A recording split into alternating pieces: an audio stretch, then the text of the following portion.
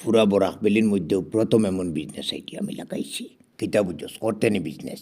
এখন কুকুরের বিজনেস তুই কেমনে করবে রে বাবা? তোরে আমি কিতা জিজ্ঞাইছি, তুই করবে নি বিজনেস? থাকতে নি আমার লোকে। এখন কুকুরের কারবার কষাই শুনিয়া অবাক লাগে। পয়সা আইজ নাই খাইলাই যাব, এর লাগি তুই কুকুরের কারবারও লাগি জিতে নি।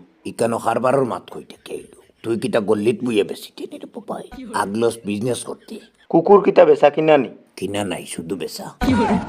আমি তো কুইয়ারে একদম নিচে হইলেও ডেইলি 40 থেকে 50,000 টাকার সেল লইব। কুকুর নি ফুরা বরাক ঘুরিবে লইয়া কোনোকে দামও জিকাইতো না।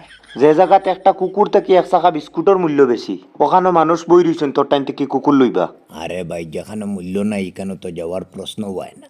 আমি এমন জায়গাত কুকুর লইয়া অ্যান্টি মারতে যাই আর যেখানে একটা R15 থেকে একটা কুকুরের মূল্য বেশি। কোন জায়গা? মিজোরাম রে ভাই, বেগরও ডিমান্ড বর্তমানে। মাত্র 1 সপ্তাহ লাগবো কোটিপতি হইতে। কিতা বুঝছস, করতে নি বিজনেস, থাকতে নি আমার লোকে। এখন ফিনিশিং কুকুরের বিজনেসও তুই লাগতে কোন আইডিয়া কষাই? কুকুর কিতাও বিশ্বাসী নি। তোর সমস্যাটা কোন জায়গা তুই আমার খসাই?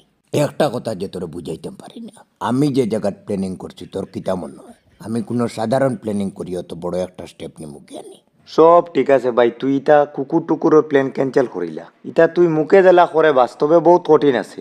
1 নম্বরে কুকুর লইয়া তোরে গেইটও বাকটাই লিব। সে একটাই তো গেইটো। আরে ভাই, তারার লগে কিছু লইয়া উঠতে কোনো দৌড়া নাই, কোনো দৌড়া নাই। তারার লাগে কিছু লইয়া উঠতে, এই তারার এখান থেকে কিছু লইয়া নামা ধরলেও একটাই তো। আর আমরা তো শুধু উঠতাম রে ভাই। আচ্ছা ধরলাম গেইটও তোরা কেউ বাকটাইল না।